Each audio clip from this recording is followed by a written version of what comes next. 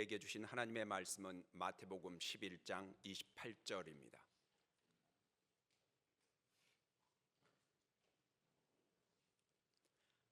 한 절 말씀입니다. 다 함께 한 목소리로 읽도록 하겠습니다. 수고하고 무거운 짐진 자들아 다 내게로 오라. 내가 너희를 쉬게 하리라. 한 번만 더 읽으시겠습니다. 수고하고 무거운 짐진 자들아 다 내게로 오라. 내가 너희를 쉬게 하리라. 아멘.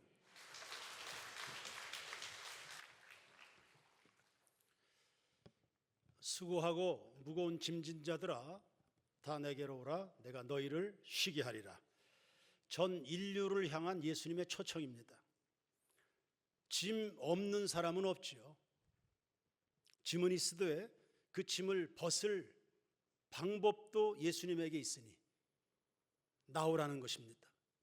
이 말씀 귀를 기울여 들어야 됩니다. 오늘 이웃의 초청을 받아서 처음 예배당에 방문한 손님들도 있을 텐데요. 그거 제가 초청한 거 아닙니다. 그리고 이웃의 지인들이 초청한 거 아닙니다.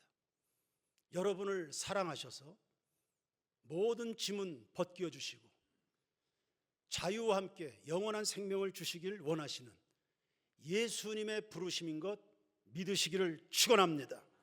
신명기 90장 10절에 우리의 연수가 70이요 강건하면 80이라도 그 연수의 자랑은 수고와 슬픔뿐이요 신속기간이 우리가 날아가나이다 했습니다. 오래전 선지자 모세가 갈파한 인생론입니다. 공감하시겠습니까? 아마 정도의 차이는 있을지 몰라도 인생이 꽤 수고스럽다는 점에는 이견이 없을 겁니다. 자, 무엇이 수고일까요? 하나님 없이 살려는 그 태도입니다. 그것이 인생 모든 수고의 본질이 됩니다. 하나님은 사람을 대단하게 만드셨습니다. 그분이 만드신 피조물들, 그 많은 들짐승이며 각종 새들이며 물고기의 이름을 아담이 정했습니다. 우리 교회 아기들 태어나면 수십 명 제가 이름을 지었습니다. 그거 쉬운 일 아닙니다. 플랜카드의 슬로건들, 우리 온 성도들을 하나님의 나라와 한 방향으로 이끌기 위해서 이런 것들이 결코 쉬운 거 아닙니다. 이거 하나님의 지혜입니다. 주님이 주셔야 그 힘으로 감당해낼 수 있는 겁니다. 아담은 수많은 피조물들의 이름을 다 의미를 부여해서 이름을 정한 겁니다. 이거 보통 능력이 아닙니다. 스스로에게서 나온 거 아니죠. 하나님을 의지하고 있는 한에서 주어진 힘인 겁니다. 인간은 자존적 존재가 아닙니다. 하나님은 여호와 스스로 있는 분이십니다. 인간은 여호와가 아닙니다. 피조물입니다. 창조주 하나님으로부터 시시각각 능력을 공급받아야 존재합니다. 그래서 이 질서가 잘 지켜질 때 그 많은 생물을 거느리는 엄청난 업무량에도 불구하고 인간 아담은 전혀 수고로움을 느끼지 않은 겁니다. 하나님과의 충분한 교통이 만들어낸 안정감입니다. 에덴 동산에 피곤함이 있었습니까? 병드는 것 있었나요? 없었습니다. 늙음 없습니다. 온갖 받아내야 되는 스트레스 때문에 불평하는 일, 예민해지는 일, 사나워지는 일, 에덴 동산엔 이런 거 없었습니다. 하나님께 충분히 공급을 받으니 자신의 것을 소진시킬 일이 없는 것입니다. 바울은 늘 예수 그리스도 안에 있기 때문에 기뻐했습니다. 그 안에 샘솟듯 계속해서 쏟아져 나오는 생수가 내면에서 있었기 때문입니다. 그러므로 그리스도를 참으로 믿는 하나님의 사람들에겐 고갈이라는 게 없습니다. 하나님 존재 자체가, 그분의 은혜 자체가 메마르는 법은 없기 때문입니다. 정리하자면 완전한 공급은 완전한 의존에서 옵니다. 그리고 하나님의 공급을 받기 시작하면 아무리 고된 일도 즐거움이 되는 겁니다. 예수님이 십자가 지고 골고다로 가셨습니다. 힘든 순간이죠. 여인들이 뒤를 따르며 웁니다. 예수님은 말씀하시기를 날 위해서 울지 말고 너희와 너희의 자녀들을 위하여 울어라 했습니다. 누군가 나를 위해서 울어주면 위로가 될 겁니다. 그러나 예수님은 사람들의 위로가 필요하지 않습니다. 정말 울어야 될 사람들은 누굽니까? 하나님을 벗어나 죄 가운데 살다 하나님의 심판 받아야 되는 그들이야말로 위로가 필요하죠. 그들이야말로 격려가 필요하고 살 길을 찾아주는 안내자가 필요합니다. 예수님은 사람들의 위로가 필요하지 않습니다. 왜? 하늘의 아버지와 충분히 만나고 계셨기 때문입니다. 주변에 있는 사람들이 다 도망가 버렸습니다. 예수님 덕을 본 사람들이 하나둘이 아닙니다. 다 그분에게 얻어먹고 그분에게 건강을 선물로 받은 사람들입니다. 결정적인 순간에 예수님 나쁜 사람이라고 다 등 돌리고 십자가에 못 박아 버렸습니다. 그런데 그때 예수님의 시선은 하늘 아버지에게 있습니다. 아버지가 나와 함께 하신다. 예수님은 그것을 충분히 느끼고 계셨기 때문에 외로움도 십자가도 배신도 상처가 되지 않는 것입니다. 주 품에 나 거하리 주 능력 나 잠잠히 믿네 거친 파도 날 향해 와도 주와 함께 날아오리리 폭풍 가운데 나의 영혼 잠잠하게 주를 봅니다.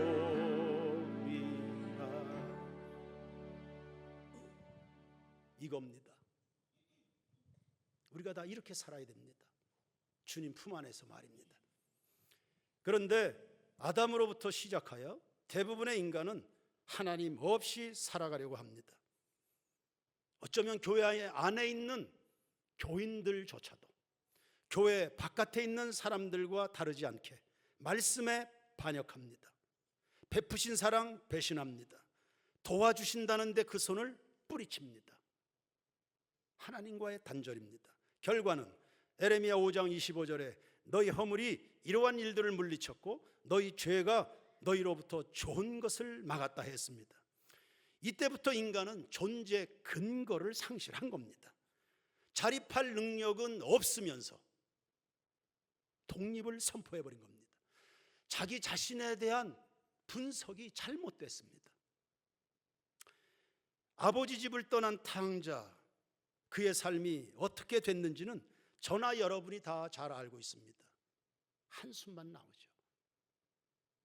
독립하면 될 줄 알았는데 아버지를 떠나서 홀로 얼마든지 해낼 수 있다고 생각했는데 전혀 아니요. 오갈 데가 없었습니다. 끈 떨어진 연인이 어떻게 합니까? 스스로 제 삶을 그래도 꾸려가야 되니까 온갖 수단과 방법을 동원해 봤지만 결국은 돼지우리입니다. 나오는 것이 눈물만, 나오는 것이 한숨만. 수원지와 단절된 논에 벼농사 불가능합니다. 하나님을 외면하고 살아가는 사람들에게 평안이라 소망이라 구원이라 능력이라 기대할 수 없습니다. 하나님과의 관계가 좋을 땐 내 안에 생명이 넘쳐나죠. 부흥에 마치고 나면 온 성도들 다 세상을 삼킬 만큼 충만합니다. 그게 바로 하나님으로부터 공급받은 영적인 상태인 겁니다. 하나님의 충분한 공급을 받으니 충분히 사랑하는 겁니다. 그 힘으로 충분히 봉사합니다. 봉사하다가 원망과 시비 만들어내지 않습니다. 그래서 기도 없는 봉사 추천하지 않습니다. 주야로 말씀을 묵상하고 쉬지 않고 기도하라. 시냇가에 심겨진 나무처럼 시절을 조차 가시를 맞는다. 그 행사가 다 형통할 것이고 잎사귀가 마르는 법이 없을 것이다. 할렐루야.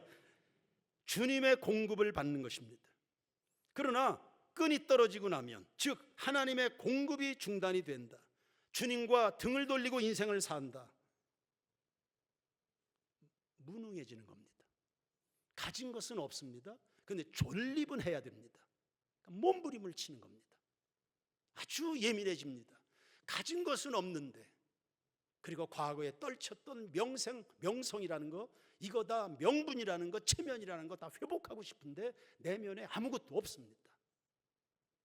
그러니 넘칠 때야 주면서 인생을 살아도 웃을 수 있습니다. 싸나워집니다. 아주 예민해집니다. 사람이 공격적이 됩니다. 은혜 떨어진 가정에 싸움이 일어나는 이유입니다. 세인교회 공동체도 다른 거 없습니다. 주의 능력이 덮어지는 것과 이 능력이 해제가 된 다음에 교회가 어떻게 될지는 아무도 모릅니다. 그래 우리는 죽기 살기로 기도합니다. 하나님의 은혜 받아야 되니까. 이것이 바로 인간 수고의 본질이 됩니다. 지금 여러분이 혹 지쳐있다, 그만해야 되겠다, 나는 여기까지인가 보다, 도망치고 싶다, 그거 하나님과의 이 수원지, 하나님과의 관계에 불균형이 생겼습니다. 다른 이유 없습니다. 기도하시길 바랍니다. 성경 10도 해내셔야 됩니다. 인간의 수고스러움, 그거 헛된 야망 때문입니다. 우리 마음은 너무나 많은 것들을 계획하고, 너무나 많은 것들을 상상하고, 너무나 많은 것들을 추측하고, 너무나 많은 것들을 분석하는 등등으로 지쳐 있습니다. 여러분 솔직해 보십시다. 그 왕성한 활동 배후에는 자기 목적이라는 우상이 숨겨져 있지 않을까요? 순전하고 순수하고 진실로 하나님이 받으실 수 있는 경외심에서 나오는, 정말 하나님 사랑하는 그 중심에는 지치는 거 이런 거 없습니다. 있을 수가 없습니다. 인생 최후의 순간에 온 세상이 다 불로 다 불태워져도 그 사람의 공력은 그대로 남아있다 했거든요. 내려놓아야 됩니다. 그리할 때 의미도 없는 무가치한 흥분은 가라앉게 될 것이고, 참된 평안이 여러분의 심령에 찾아오게 될 것입니다. 오병이어를 가진 소년이 빈들에 모인 수만 명의 먹거리 해결하겠다고 나서질 않았습니다. 해보겠다는 사람들이 있습니다. 달랑 그 가난한 도시락 오병이어 가지고 수만 명의 문제를 한번 해결해서 내가 주목받고 싶다, 이런 사람들이 주변에 하나둘입니까? 그러나 소년은 무모하지 않습니다. 그거는 내 일이 아니고 주님의 일이다. 그래서 아주 빈약한 오병이어 도시락이었지만 주님께 맡겼습니다. 놀라운 일이 강야에서 벌어져서 수많은 사람들이 원대로 먹었습니다. 기적입니다. 하나님의 영광이 나타났고, 아, 저분이야말로 우리에게 영원한 생명을 주시는 하나님의 아들이시구나가 깨달아지게 된 것입니다. 소년은 평안했죠. 그의 이름은 누군지 모릅니다. 그러나 그가 살아가는 삶의 방식은 성경의 기록으로 남아서 후대 우리들까지도 배우고 있습니다. 어떻게 큰 일을 이루면서도 그렇게 평안할 수 있을까? 지치는 것 없이, 고갈되는 것 없이 모든 사람을 만족시켜가면서 말입니다. 예배당 건축을 수차례 진행했습니다. 때마다 여러 손님들이 와서 황 목사 수고 많았다, 고생했네. 그러나 저는 고생했다는 생각 해본 적이 없습니다. 왜? 이건 내 일이 아니었기 때문입니다. 예배당은 하나님의 필요에 의해서 하나님이 쓰실 예배당입니다. 이건 내 일이 아닌 겁니다. 첫 번째 예배당 건축 첫 삽을 뜰 때에 하나님이 그 아침에 저에게 분명히 감동 주셨습니다. 황 목사야, 예배당은 내가 짓는다. 너는 지금까지 해왔던 대로 성도들과 함께 예배하고 복음 전해라. 분명히 하나님이 저에게 감동으로 말씀하셨죠.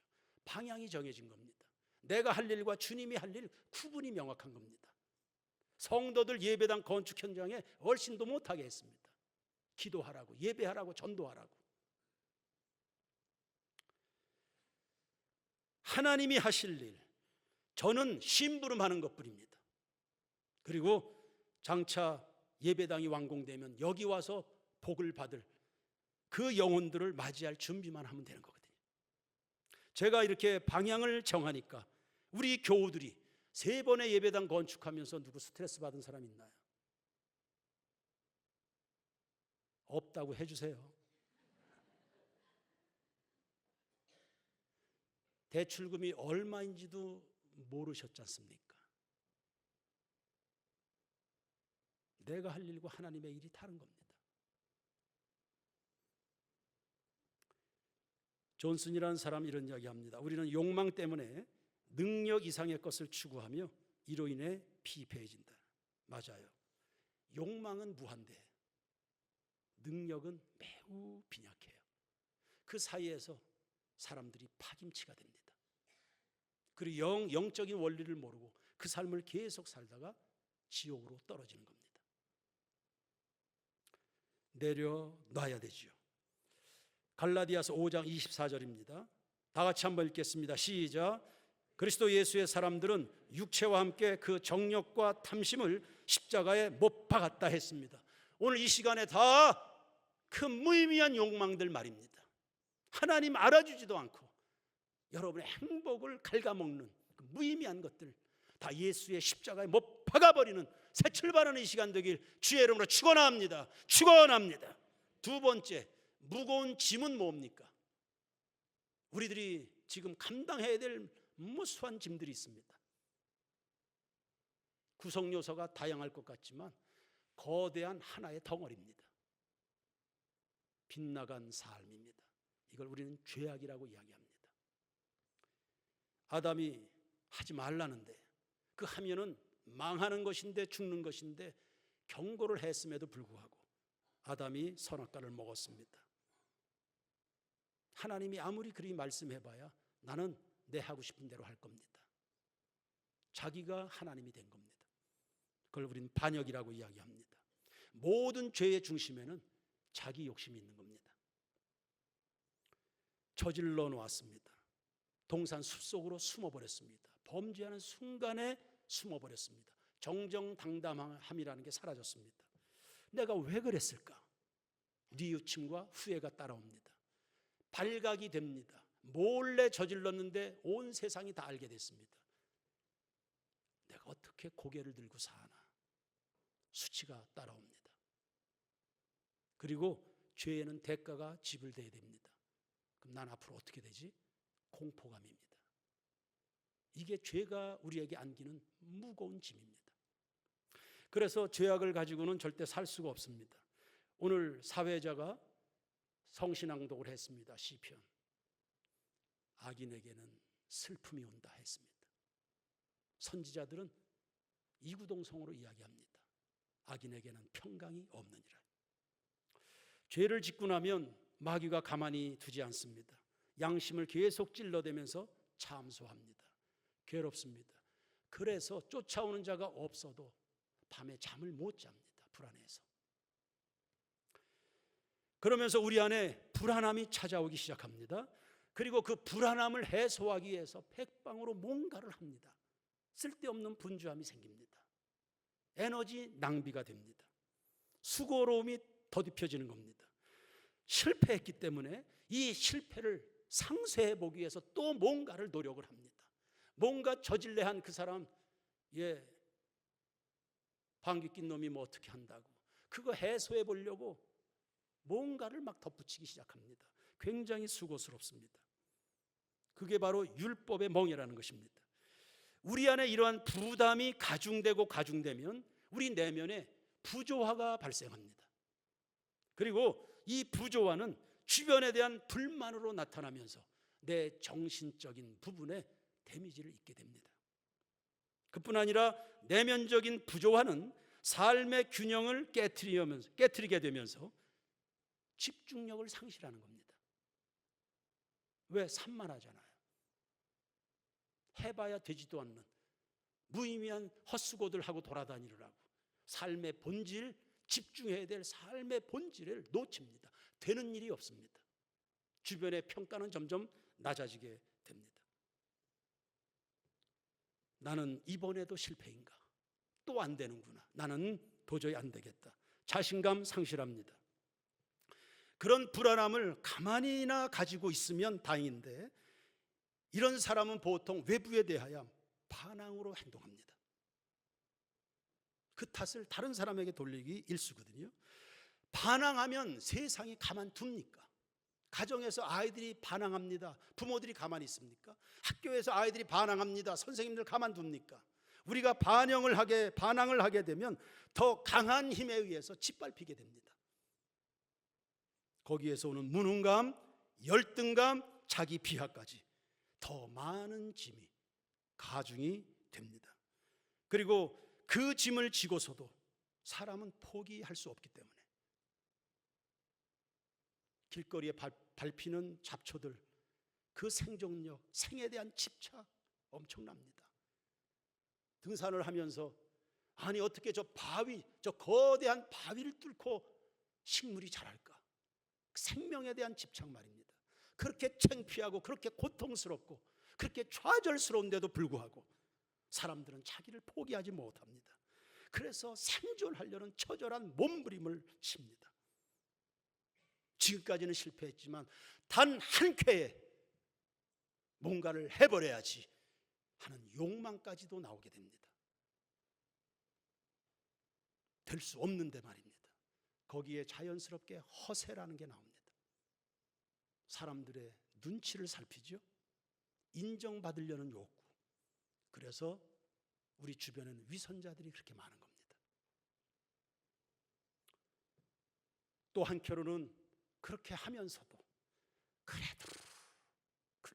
그래도 내가 생존해야지 하는 그 속에서 깊은 좌절감을 맛보면서 또 상처를 받고, 그러다가 절망이 오죠. 그 절망에 절망이라고 하는 망치로 일격을 당하게 되면 수습 불가능의 상태가 됩니다. 여러분, 주님 없이 사는 삶이 얼마나 서글픈지 모릅니다. 오늘 이거 한 가지는 다 발견하고 여러분의 마음 중심과 발걸음 주님께로 향할 수 있다면 오늘 이 예배는 하나님 앞에서 우리가 성공한 것입니다. 여러분의 피곤함의 이유는 뭘까요? 여러분의 입에서 나오는 한숨의 출발은 어디일까요?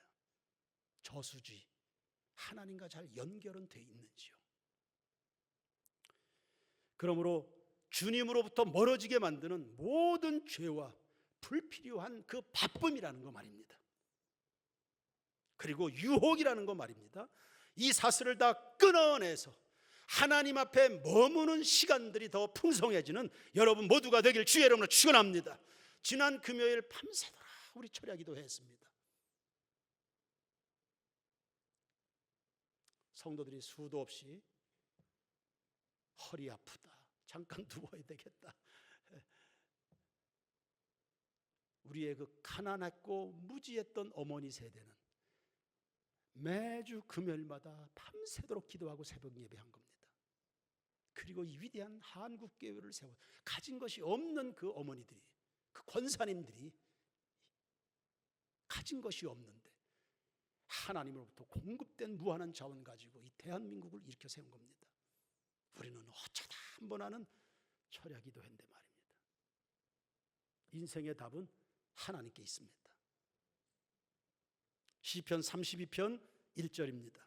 허물의 사함을 받고 자신의 죄가 가리워진 자는 복이 있다. 여러분, 주님의 보호막, 거기가 가장 인생의 안전지대인 거 깨닫게 되기를 바랍니다. 다윗 정말 치사스러운 죄인입니다. 베드로 다시는 제자들 앞에 설 수 없는 망신살 뻗친 배신자입니다. 두 사람 다 공통점, 눈물로 통해 자복을 했습니다. 그들이 다 왕권이 회복이 됐습니다. 사도권이 다 회복이 됐습니다. 만장하는 회중들 앞에 서서 담대하게 그가 복음을 전합니다. 아니, 네가 너 같은 놈이? 하나님이 다 가리워 주시니까 상실했던 권위와 권세가 다 회복이 되는 겁니다. 그러므로 내가 어제까지 너무나 창피한데, 내가 어제까지 이 모양이었는데, 아니요, 그걸로 영 죽는 것은 아닙니다. 주님 앞에 돌아와서 무릎을 꿇고 항복하면 주님 전부여 의지 없어서 이 진실이 주님과 통하면 여러분 다시 찬란한 인생 살아갈 수 있습니다. 그 다음 구절 보시죠. 마음에 간사함이 없고 여호와께 정죄를 당치 않는 자는 복이 있도다. 내가 입을 열지 않을 때 종일 신음함으로 뼈가 쇠하였도다. 주의 손이 주야로 나를 누르시오니 내 지력이 빠져 여름 가뭄에 마름같이 되었나이다. 셀라. 내가 이르기를 내 허물을 여호와께 자복하리라 하고 주께 내 죄를 아뢰고 내 죄악을 숨기지 아니하였더니 곧 주께서 내 죄악을 사하셨나이다. 셀라. 이로 말미암아 모든 경건한 자는 주를 만날 기회를 얻어서 주께 기도할지라. 진실로 홍수가 범람할지라도 그에게 미치지 못하리다. 아멘. 저는 이 말씀 믿습니다. 새인교회 모든 교우들이여, 믿음의 선배 다윗이 참으로 죄악으로 곤고해서 모든 것이 다, 국가도, 그 자랑스러운 국가도, 그 자랑스러운 가정도 다 풍비박산이 났습니다. 그럼에도 불구하고 하나님 앞에 나가 그 죄악의 무거운 짐을 벗었습니다. 인생의 회복이 됐습니다. 그 한 사람이 회복이 되니까 국가가 일어납니다. 여러분, 한 사람이 살면 가정도, 국가도, 이 도시도 새 얼굴로 단장하게 되는 겁니다. 성도여, 주님과 친밀한 성도들 되길 축원합니다. 본인이 그러한 승리를 맛보았잖아요. 오늘 똑같은 길을 가는 우리에게 권면하는 겁니다. 기회를 만들어서 하나님께로 나가라. 수고하고 무거운 짐진 자들이여 다 내게로 오라. 내가 너희를 쉬게 하리라. 무거운 짐진 것 해결책이 있습니다. 예수 그리스도이신 줄로 믿습니다. 그분이 부르십니다. 내게로 오라고. 그분의 초청은 몇 가지 특징이 있습니다. 첫 번째, 예수의 초청은 단순합니다. 다시 따라서 할까요? 단순하다. 조건이 없잖아요. 조건이 없습니다. 인간 세상은 모든 것이 다 조건적입니다. 자꾸 딜을 하려고 합니다. 거래죠. 그러나 구원의 문제, 영원한 생명을 얻는 것은 조건이 없습니다. 아무런 제약도 조항도 없습니다. 그냥 있는 모습대로 달려오면 됩니다. 어떠한 추악한 죄가 있었어도, 상처가 있었어도 문제가 되지 않습니다. 수고하고 무거운 짐이 있는 사람들아 했으니까 그거면 주님 앞에 나올 수 있는 자격이 됩니다. 난 너무 추하게 살아왔는데요, 그게 주님 앞에 나올 수 없는 장애물이 되는 게 아니라 오히려 주님께 나와서 사랑받을 수 있는 기회가 되는 것입니다. 그런 것이 많을수록 말입니다. 예수님은 그런 사람들 때문에 오셨기 때문에, 그래, 죄 많은 곳에 은혜가 넘친다. 상처와 고통과 눈물과 문제가 많을수록 주님의 능력은 더 공급되어질 수 있는 기회가 됩니다. 그러므로 내가 연약할수록 주님은 더욱 강하시고 그분 품 안에 달려가는 여러분 모두가 되기를 축원합니다. 두 번째 특징은, 오라고 부르시는 주님은 전능하십니다. 다 오라고 했으니까. 다라는 이 말에는 누구든지, 두 번째 어떤 문제든지가 다 포함이 됩니다. 이 세상 사람들이 안고 있는 문제는 굉장히 다양합니다. 그거 총 중량이 얼마나 되겠습니까? 엄청나게 무겁겠죠. 그거 몽땅 가지고 오라는 것입니다. 그래서 예수님의 공생에 바다의 풍랑을 잔잔케 합니다. 광야에서는 오병이어 기적으로 수천 명을 먹입니다. 병든 자는 고쳐주시죠. 배고픈 자 먹이고 목마른 자는 생수, 전공 분야 상관없이 다 해결하셨습니다. 오늘 여러분들이 안고 있는 짐이 뭡니까? 그 경중 따지지 마십시오. 예수님은 다 하실 수 있는 전능하신 하나님의 아들됨을 믿으시길 바랍니다. 여러분의 판단과 생각 따라 제한 두지 마십시오. 의심하지 마시길 바랍니다. 가장 먼저 예수님과 의논하시길 바랍니다. 그러면 자유함을 얻게 됩니다. 세 번째 특징은, 그분의 오라는 부름 현세적입니다. 박영애 집사님, 주님의 은혜 right now 뭐예요? 당장입니다. 우리 세인 기도학교 슬로건이 100만인을 섬기는 예수 제자입니다. 언제부터 100만 명을 섬기겠다는 겁니까? 오늘부터 하겠다는 겁니다. 하나님이 기뻐하시고 우리가 발걸음만 옮기면 좋은 일이 많아지는데 왜 꼭 내년에 그걸 해야 됩니까? 왜 그걸 꼭 다음 달에 하겠다는 겁니까? 지금 당장. 예수님의 부르심은 지금 당장입니다. 지금 당장. 오늘 충성할 줄 모르는 사람이 내일 충성할까요? 오늘 하나님 앞에 감사할 줄 모르는 사람이, 주님을 섬기는 모든 사람들이요, 오늘 딴짓하는데 주님의 부르심에는 말미를 두지 마십시오. 소경 바디메오가 예수님의 부르심을 받았습니다. 거집니다. 앞을 못 봅니다. 날 살려주십시오. 주변의 사람들이 핀잔을 줍니다. 그러나 바디메오의 그 절절한 마음이 예수님에게는 닿았습니다. 와라, 뭘 원하냐? 내가 눈뜨기를 원합니다. 바디메오가 달려나오는데, 잠깐이요, 옷 좀 갈아입고요, 제 몸에서 냄새 나니까 목욕하고 올게요. 아니면 준비 운동 좀 하고 나올까요? 지금 예수 믿기로 작정하는 이 순간에 여러분의 평생과 영원함이 달려있는 거 믿으시길 바랍니다. 나 주를 멀리 떠났다. 언제 옵니까? 지금입니다. 그 귀한 세월 보내고, 언제? 지금 옵니다. 오늘 주님이 여러분 맞이할 준비하고 계신 것 믿습니다. 나중에 후회합니다. 오늘 믿으시고 오늘 회개하시고 여러분의 마음의 시선을 예수님께로 옮기시기를 축원합니다. 네 번째 특징은 그분의 부르심은 비이기적입니다. 예수님이 우리를 오라 하십니다. 자기 목적 때문입니까? 자기를 위해서입니까? 아닙니다.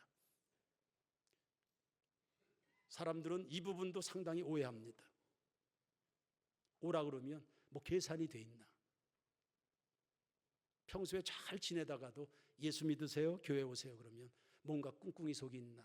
역시 이러려고 나한테 잘해줬구나, 이런 식으로 오해를 합니다. 교회 나가면 뭐 다 빼먹으려고 하겠지. 그러나 예수님은 자기 목적대로 우리를 부르신 게 아니라 오히려 주시려고 영원한 생명을, 그분이 뭘 가져가셨습니까? 당신의 목숨을 십자가에 바치셨을 뿐입니다. 우리 구원받으라고, 이 짐에서 자유하라고. 나와야 벗겨주지요. 환자는 본인의 문제가 있다는 것을 인정해야 그때부터 치료가 들어가는 거 아닙니까? 나오셔야 되죠. 예수의 이름을 구주로 부르시기를 바랍니다. 다섯 번째 특징, 예수께 나올 때 얼마든지 기대를 가지십시오.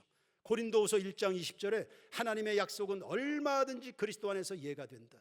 요한복음 4장 10절에 네가 만일 하나님의 선물과 또 내게 물을 달라는 이가 누구인 줄 알았다면 내가 그에게 구하였을 것이요 그가 생수를 내게 주었으리라. 아멘. 우리는 종종 생각합니다. 이 문제만은 해결되지 않겠다. 아무리 그래도 예수님이라도 이거는 도우실 수 없겠지라는 착각을 하는 겁니다. 아닙니다. 우리 주님께는 아무리 큰 것이라도 다 해결하실 수 있는 전능하신 하나님의 아들 믿으시기를 바랍니다. 할 수 있거든이 무슨 말이냐? 믿는 자들에게 능치 못함이 없느니라. 아멘하여 영광을 돌리시기를 바랍니다. 마지막 결론입니다. 28절 말씀을 우리 다 같이 다시 한번 읽겠습니다. 시작. 수고하고 무거운 짐진 자들아 다 내게로 오라. 내가 너희를 쉬게 하리라. 핵심 단어가 뭡니까? 나에게로 옵니다. 예수입니다. 다른 길은 없다는 겁니다. 다윗은 시편 11편에서 11편 1절에서 이렇게 고백했습니다. 내가 여호와께 피하였거늘 너희가 내 영혼더러 새같이 저 산으로 도망하라 하면 어찌민고. 내가 인생의 주소를 제대로 찾았는데 주변에서 자꾸 흔드는 겁니다. 의심을 발동시키고 다른 길이 있다고, 다른 길일 거라고, 다른데 더 좋은 게 있을 거라고. 나는 이미 내 인생의 피난처로, 내 구원이요 산성이요 요새로, 내 든든한 반석으로 하나님을 선택했는데 다른 길로 가라는 겁니다. 여러분, 이 세상에 어느 누가 우리의 구원자가 될 수 있습니까?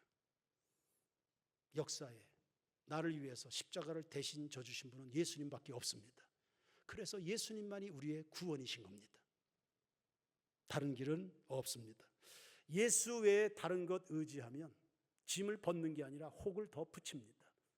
세상에서 사람들이 기쁨을 얻기 위해서 이 방법 저 방법 해보지만 뒤끝이 다 안 좋잖아요.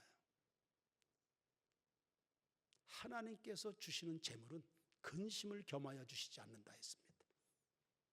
하나님이 우리에게 주시는 선물들은 근심은 다, 비계는 다 떼고 딱 살점만 주는 겁니다.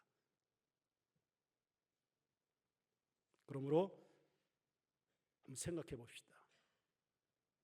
지금 여러분들은 무슨 생각하고 있습니까? 지나온 인생 무슨 생각하고 살았습니까? 오늘 예수님을 바라보시기를 축원합니다.